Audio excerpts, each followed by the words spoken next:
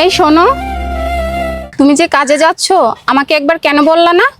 বলতে হবে কেন? আল্লাহ আমাকে দুইটা হাত দিয়েছে, আমার নিজের কাজটা আমি নিজেই করতে পারি। শোনো, ডাক দিলে কি হতো? এত রাগ ভালো না, আর খাবারের প্রতি রাগ তো মোটেও ভালো না। রাগ এক জায়গায় আর খাবার এক জায়গায়।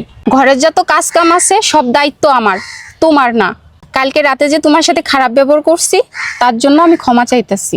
বুঝলাম না, এভাবে জেদ দেখে কে সরি বলে? কে কয় মানে আমি কই? শুনবা আবার সরি সরি সরি।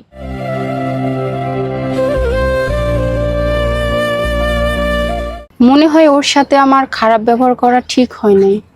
ও অনেক কষ্ট পাইছে।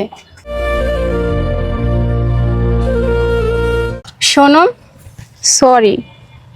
দোলা, কানে ধরছো কেন? কানে থেকে হাত নামাও। আগে কও, তুমি আমার কথায় রাগ করো নাই? আমারে ক্ষমা করে দিছো? না, রাগ করি নেই। এবার লক্ষ্মী মেয়ের মতো কানের থেকে হাত নামাও। রাগ ছিল রাতভর, কিন্তু ভালোবাসা জিতলো সকালে। একটা সরিতেই অভিমান শেষ।